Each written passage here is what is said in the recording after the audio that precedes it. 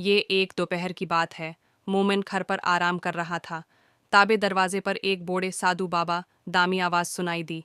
आवाज़ से ऐसा लग रहा था कि वो बहुत थके और बोखे हैं। संता ने उनकी बात सुनी तो खिड़की से जाग कर देखा। उसने बड़बड़ाते हुए कहा, अब ये भी आगे लगता है, फिर से रसूली खाली होने वाली है। मोमिन ने सुनीता की आवाज़ कवान सुना किया और दरवाजे की ओर बढ़ गया। दरवाज़ा खोलते ही उसने देखा, बहुत कमज़ोर और थके हुए थे। उनके कपड़े मैले थे और चेहरा पसीने से दर था। मोमिन ने उन्हें घर के आंदा में बिला और कहा कि आप बैठिए, मैं अभी पानी लाता हूँ। फिर वो पानी ला, फिर पानी पी कर रहा था कि सुकून की सांस ली। उनके चेहरे पर सुकून आने लगा तो बाबा ने से कहा, बेटा 2 दिन से भौंका, अगर कुछ खाने को मिल जाए तो बड़ी मेहरबानी होगी। वो फिर रसूल की तरफ चल पड़ा। जाकर देखा तो वहाँ के 2 रोटियां होती हैं जो उसके दोपहर के खाने के लिए रखी थी।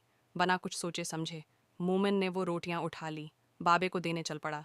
तभी संता ने उन्हें रोक लिया। क्या कर रहे हो? ये रोटियां तुम्हारे लिए है, नहीं भी दे दोगे तो तुम खुद क्या खाओगे? बाबा तो किसी और के घर से भी खाना मांग लेगा, लेकिन हम कहाँ से मांगे? उसकी बात ध्यान से सुनी और शांता को कहा, भूखे पेट को इंतज़ार नहीं करवाना चाहते। ये बाबा 2 दिन से भूखे हैं, अगर हम अभी नहीं देंगे तो उनका क्या होगा? अल्लाह हमारा इंतज़ार है, खुद करेंगे।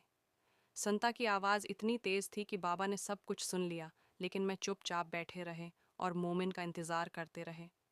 मोमिन ने नाराज़गी को नज़रअंदाज किया और रोटियां लेकर बाबा के सामने रख दी। उसने कहा, उसे खा लीजिए, ये हमारे घर का सबसे अच्छा बोझ है। बाबा ने कुछ नहीं कहा, उस लिए बना कुछ बोले, रोटियां खा लें।